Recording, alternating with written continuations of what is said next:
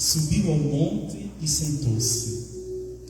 Os discípulos aproximaram-se e Jesus começou a ensiná-los: bem-aventurados os pobres em espírito, porque deles é o reino dos céus. Bem-aventurados os aflitos, porque serão consolados. Bem-aventurados os mansos, porque possuirão a terra. Bem-aventurados os que têm fome e sede de justiça, porque serão saciados. Bem-aventurados os misericordiosos, porque alcançarão misericórdia. Bem-aventurados os puros de coração, porque verão a Deus. Bem-aventurados os que promovem a paz, porque serão chamados filhos de Deus. Bem-aventurados os que são perseguidos por causa da justiça, porque deles é o reino dos céus. Bem-aventurados sois vós, quando vos injuriarem e perseguirem, e mentindo disserem todo tipo de mal contra vós, por causa de mim. Alegrai-vos e exultai, porque será grande a vossa recompensa nos céus. Palavra da salvação. Glória a vós, Senhor.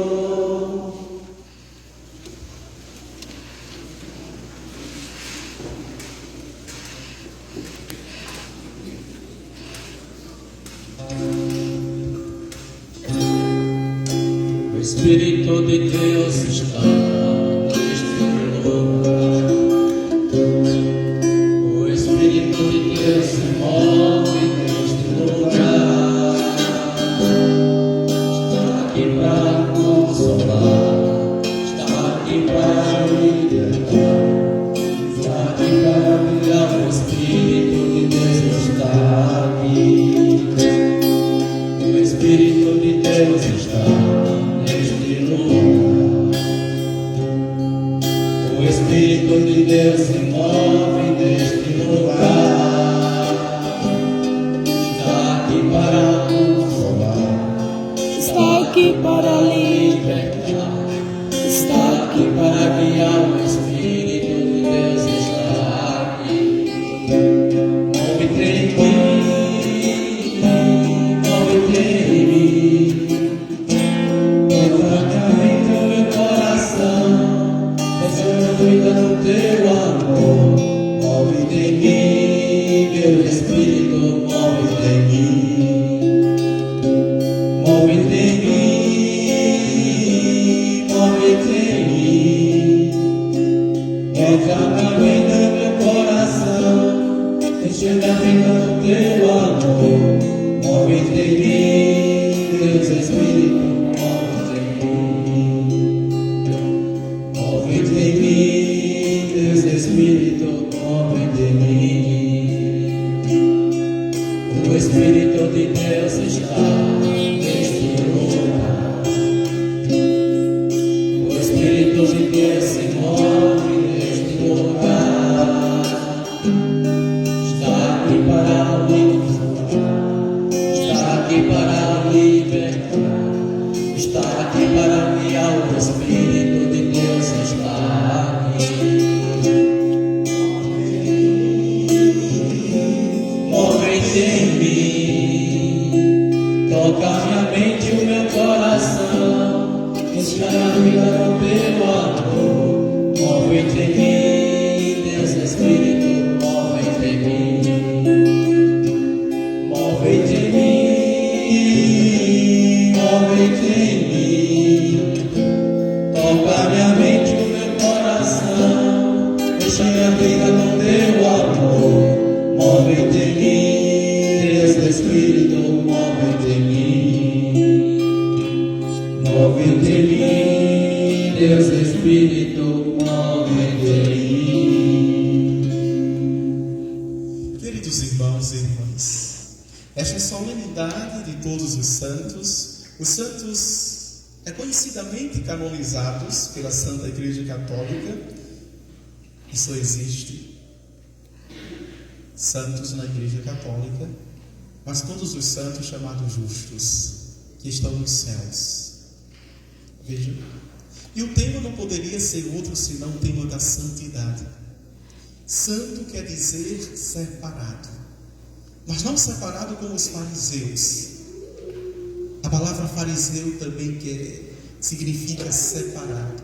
Separado com preconceito, separado com marginalização, separado porque eles se acham os melhores, separado por causa de um ritual para que não se contamine com o povo que é pecador público, que é doente, que é endemoniado.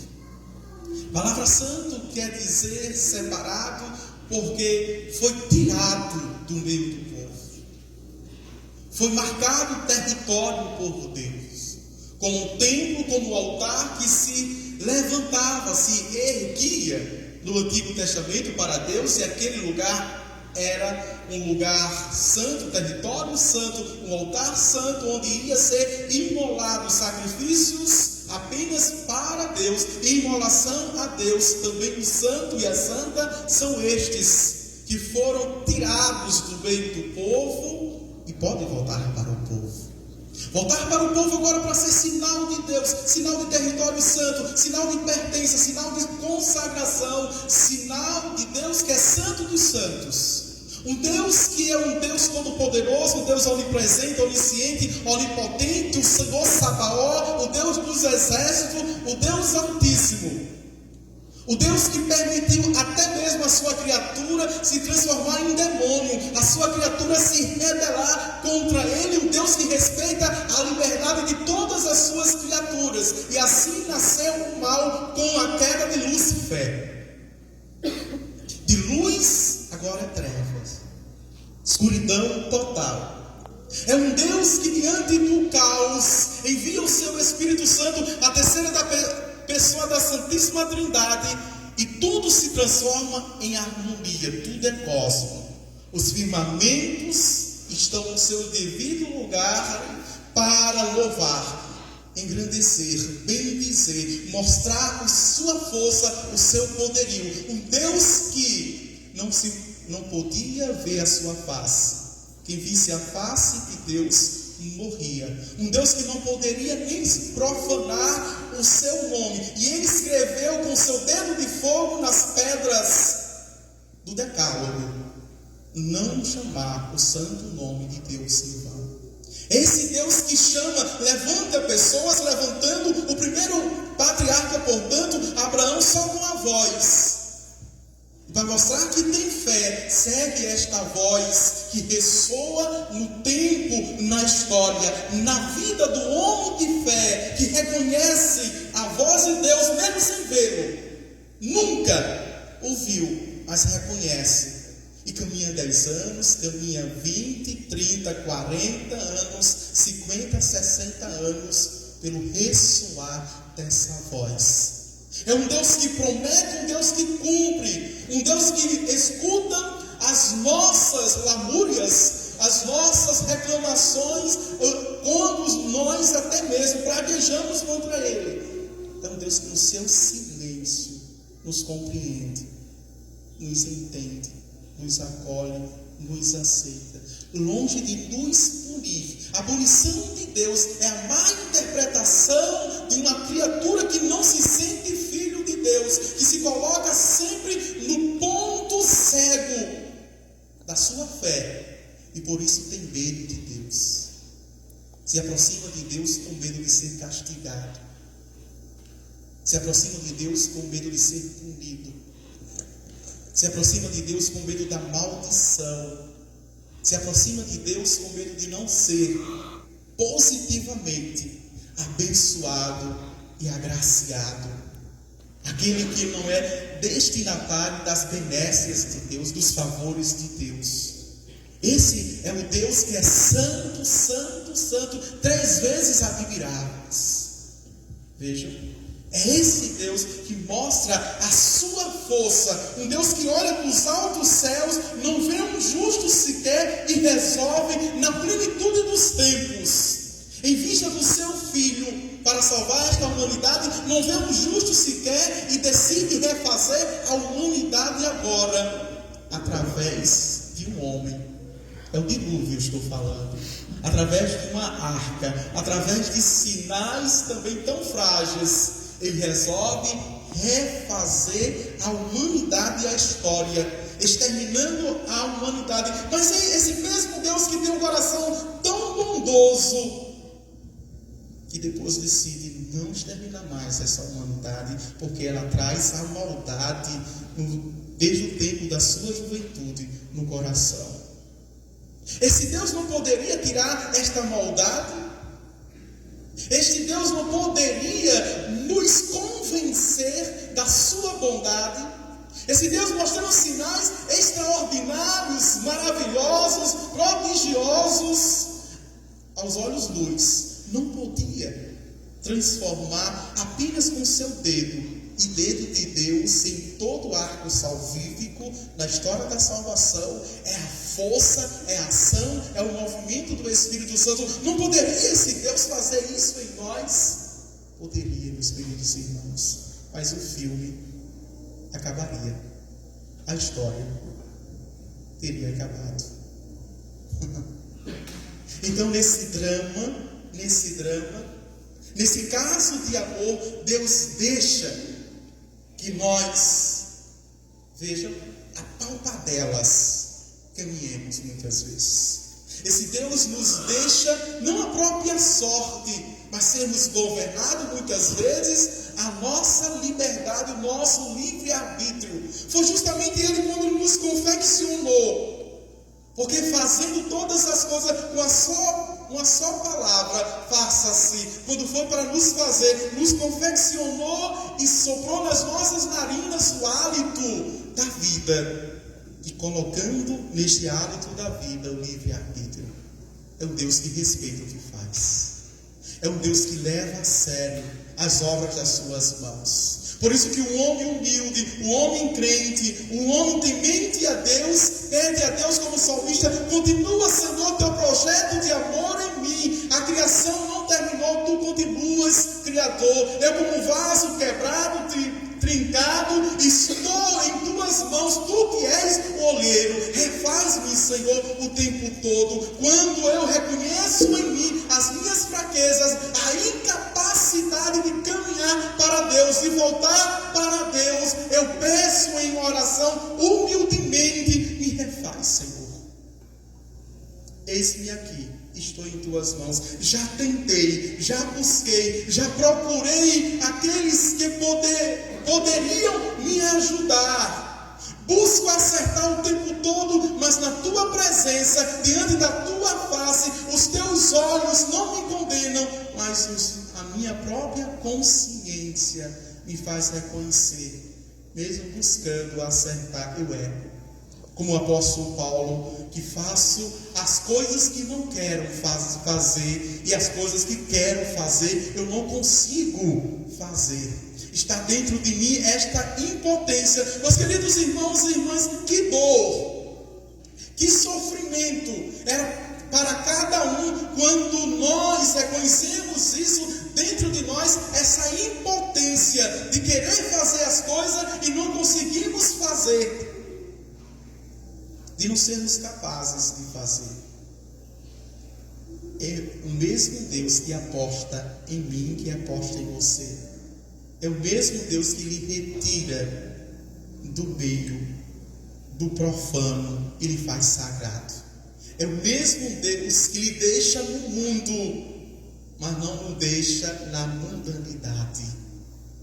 O próprio Jesus, ao subir, que disse isso, é o evangelista João, capítulo 17, quando ele sobe e faz a sua oração sacerdotal. A oração do sacrifício e ao mesmo tempo a oração de oblação. Senhor, não vos peço que os tireis do mundo, mas livrai-os do maligno, livrai-os do mal. É esse mesmo Deus que no acontecimento aconteceu, veja, que na nova lei, na nova aliança, no seu Filho Jesus Cristo, e em Mateus, ele sobe a montanha, E como o mestre dos mestres, o Senhor dos senhores, ele se senta e começa a ensinar como fazer para alcançar a felicidade. Ele é o novo Moisés. Moisés subiu na montanha, Moisés falou com Deus, e ao falar com Deus, fala para o povo. Jesus, quando sobe na montanha, fala com o Pai e ensina o povo. Jesus é o novo Moisés agora, que não ensina apenas o decálogo ao povo, as 10 palavras, os 10 mandamentos, para se assim fizerdes, sereis felizes. Não, mas nos ensina na liberdade o que é alcançar aqui a felicidade. E essas felicidades, que no grego bem-aventurança é uma palavra só, que quer dizer felicidade. É para nós muito paradoxal. Vamos estudá-las agora. Vejam. As primeiras 4 bem-aventuranças é referentes a Deus. Da 5ª à 8ª é referente aos homens. É do nosso relacionamento. São 8 bem-aventuranças. São 8 felicidades para nós, que constituem uma única felicidade. Jesus começou a ensiná-los como? A primeira bem-aventurança, versículo 3 deste capítulo 5: bem-aventurados os pobres em espírito, porque deles é o reino dos céus. No presente, não no futuro, mas no presente, os pobres de espírito. E a pergunta que não quer calar, meus queridos irmãos e irmãs, é justamente esta: o que é ser pobre de espírito? O que é ser pobre de espírito? Veja, porque na pobreza está a felicidade. Como é que na pobreza está a felicidade? O pobre materialmente, não é paradoxal? Aquele que não tem o que comer, aquele que não tem o que vestir, aquele que não tem o que, vejam, sobreviver, aquele que não tem para viver uma vida digna. Que felicidade é esta? Que bem-aventurança é esta que o Senhor nos promete hoje, sendo o primeiro ensinamento dele para nós? Também a pobreza não é a pobreza aqui de vaidade, não é a pobreza de soberba, não é a pobreza de prepotência, não é a pobreza que a gente fala dos argumentos psíquicos. Não é pobreza de beleza. Essa pobreza que fala, Jesus é o pobre do Pai. E o que é o pobre do Pai? Pobreza de espírito. É ser totalmente dependente dele. Totalmente. O pobre é aquele que é dependente de Deus. Então ele pode ter nada. A sua maior felicidade é ser de Deus. Ele pode ter tudo. Veja os dois extremos. Mas a sua maior felicidade, não alegria, é ser de Deus. Totalmente ser de Deus. E por isso que a pobreza que fala, as bem-aventuranças, não é a pobreza daqui do mundo, daqui da terra, em que o mundo coloca tudo isso como sucesso, como bem-estar, como sinônimo de alegria. Não. Jesus, quando sobe a montanha para falar para a multidão, Jesus não lhes dá, veja, aquelas pessoas, aos seus discípulos, coisas pueris, coisas passageiras. Jesus ensina coisas eternas. Jesus diz: você pode ter nada, ou você pode ter tudo, mas se você não tem Deus como único fim e razão da sua vida, sentido, essência da sua vida, você nunca vai atingir a felicidade. E Jesus se coloca, quando ele sobe a montanha, ele se coloca como exemplo, ele se coloca como modelo, ele se coloca como referencial. desse pobre do pai mais feliz do pai. Queridos irmãos e irmãs, a segunda bem-aventurança, versículo 4: bem-aventurados os aflitos, porque serão consolados. Que aflição é esta que Jesus fala? Vejam, que angústia é esta que Jesus fala? De aflição, é a inquietude, a inquietação de não pertencer ainda a Deus. Santo Agostinho é modelar para nós, quando ele buscou toda a sua felicidade, quando ele buscou nos estudos filosóficos, vejam, quando ele buscou nos prazeres da vida, tendo muitas mulheres, quando ele buscou nas religiões, conhecendo deuses e deusas, quando ele buscou numa vida de paixões, ele não encontrou, mas ele disse: estavas dentro de mim e eu não te conhecia, o meu coração está inquieto. Assim aconteceu também com Salomão, que buscou nos prazeres, teve 1000 mulheres e não se sentiu feliz. Buscou nos seus tesouros do dinheiro, teve a maior fortuna e chegou à conclusão que não era feliz. Na vaidade, a sua vaidade, que na beleza, a rainha de Seba e de Sabá saiu de terras longínquas para ver a beleza de Salomão, e ele não chegou à felicidade. E fez a oração: Senhor, não te peço mais nada disso, te peço a sabedoria para encontrar a felicidade. A felicidade.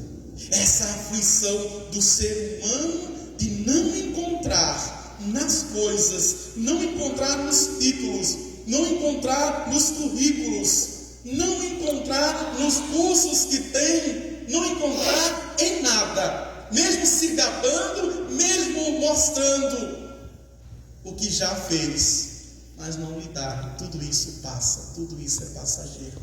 Se você, meu irmão, se você, minha irmã, sente essa inquietude, essa aflição por não ainda ser feliz, eu quero lhe dizer, não de forma negativa, mas de forma positiva, que você não vai encontrar se você não voltar para o nosso Senhor.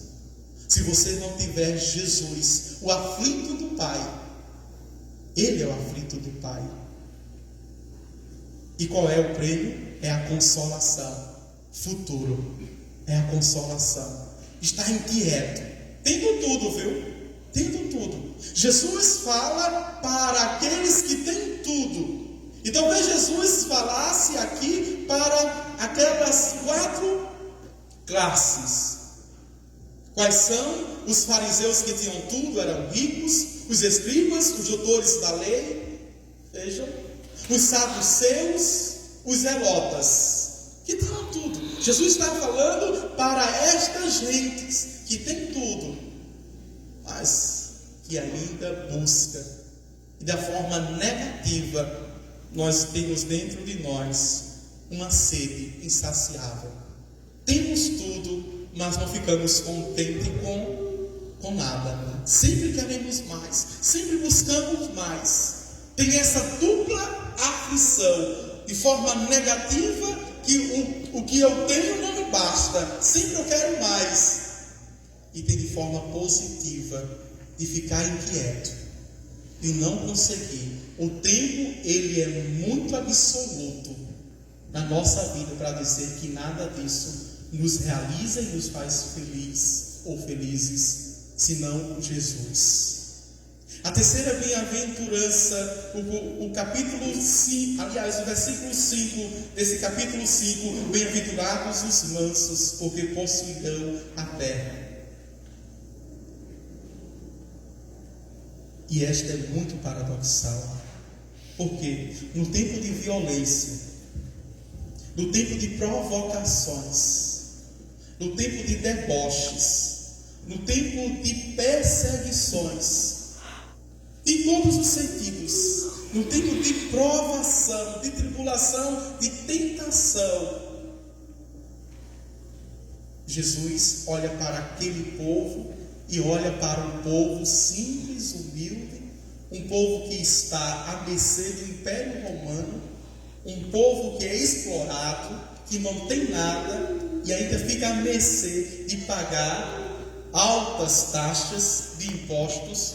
Veja, politicamente falando e economicamente falando, Jesus diz: felizes sois vós, se fordes mansos.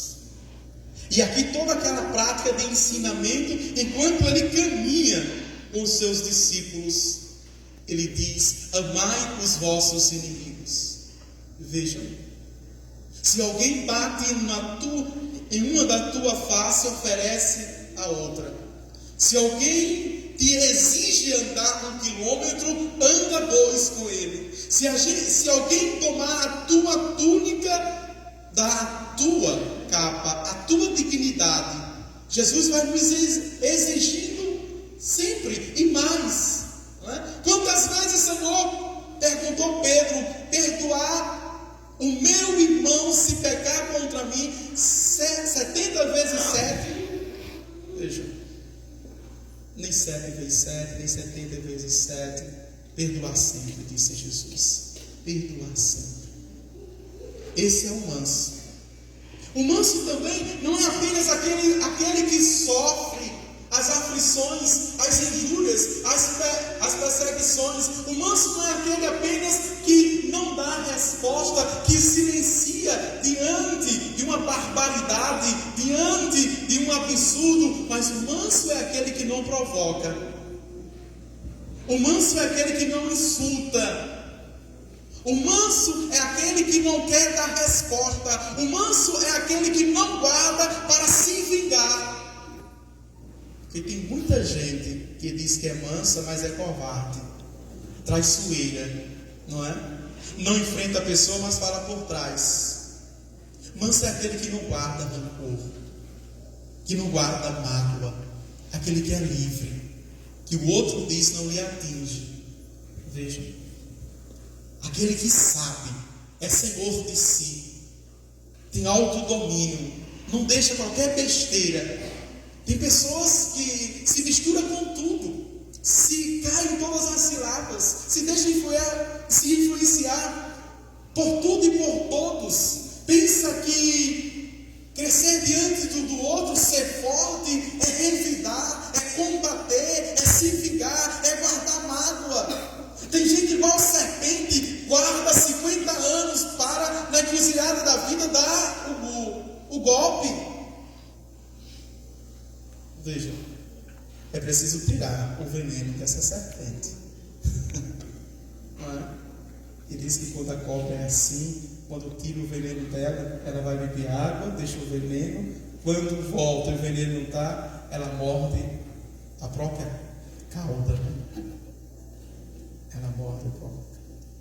Me desculpe dizer, algumas pessoas a gente tem que fazer isso. Enquanto ela está distraída, a gente tem que extrair o veneno dela, para que ela não faça próprio mal, porque quem guarda o veneno se faz o próprio mal. Mas o próprio mal, não apenas o mal do outro. Esse tem que ser o manso. Jesus é o manso do Pai. E a promessa é esta: quem é manso possuirá a terra. É que sabe conviver. A gente dá certos apelidos, certos pejorativos e certos predicados que não condizem, não é? Ah, padre, esse nem é carne nem é peixe, não é? É uma pomba morta. É uma pomba morta. Ele é assim. Todo mundo mexe. Cuidado. Esse não é o manso. O manso, ele tem olhar de águia. Ele é atento a tudo. Ele percebe tudo. Não é um tonto. As pessoas confundem mansidão, não é? Com aquele que é leso, né? Todo mundo está falando, todo mundo está fazendo. Não. O manso também não faz ouvido de pecador. Eu não quero nem saber. Ele sabe. quem está lhe afligindo, quem está perseguindo, quem é caluniador, quem é difamador, quem quer puxar o seu tapete. Mas ele foi separado. Ele é santo. Ele foi separado. Ele tem o modelo Jesus Cristo. Ele não se deixa influenciar. E são estes que dominarão. Interessante que minha avó, isso no relacionamento com o esposo do meu avô, né? Ele teve um amante que teve 11 filhos com ela. Um amante, 11 filhos. Teve 31 com minha avó. Era bom, né? E 11 com essa amante. Veja, um caso. Ele dizia sempre que era um caso, não é? 11. E a gente eu pedia, e os outros filhos, eu sendo neto, e os filhos pediam que deixasse ele, não é? Porque era uma heroína, criou todos os filhos, lavando roupa, e a gente via que não merecia, e ela na mansidão e oração. Quando a amante do meu avô ficou com câncer no colo do útero, ela chamou não apenas os filhos para criar, tudo pequeno, mas chamou ela também. E dormia na mesma cama com ela, porque à noite para cuidar durante 5 anos. Durante 5 anos. Cuidou, não é? Da amante do esposo durante 5 anos. E cuidou sem matar na unha, viu? Não foi estratégica dela para dizer, agora você me paga.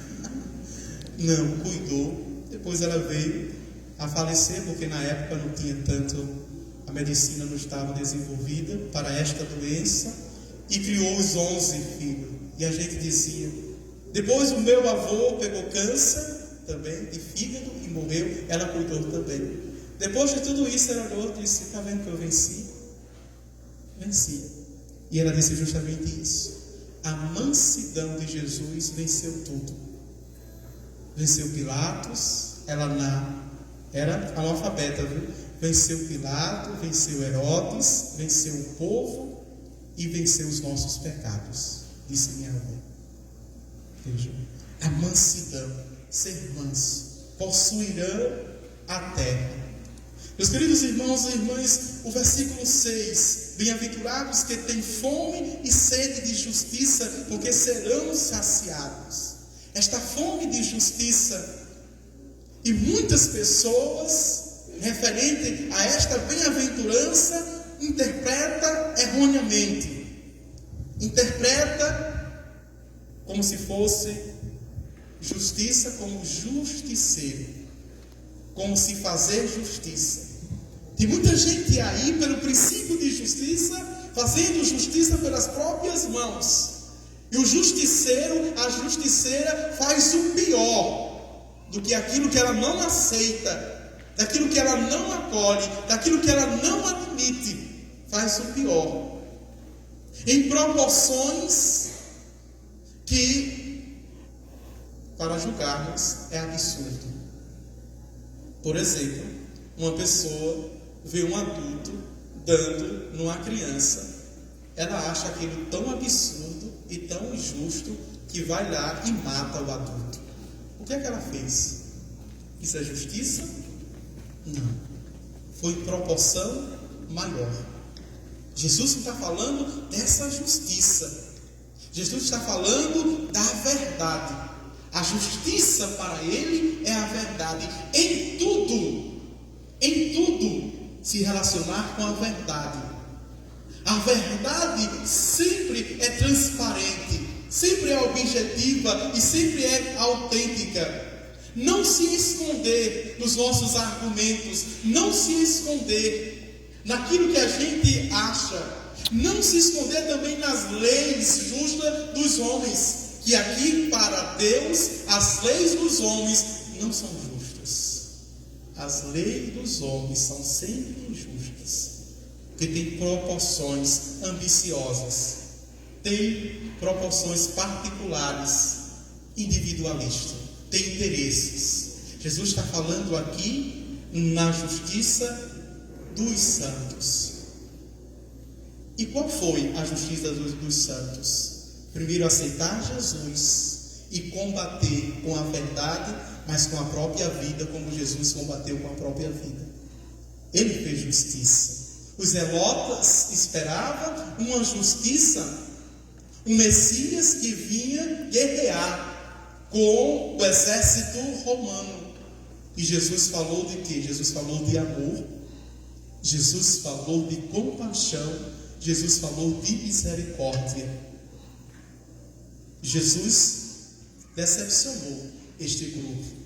E por isso que esse grupo se afastou de Jesus, quando viu que Jesus não veio para realizar os seus propósitos.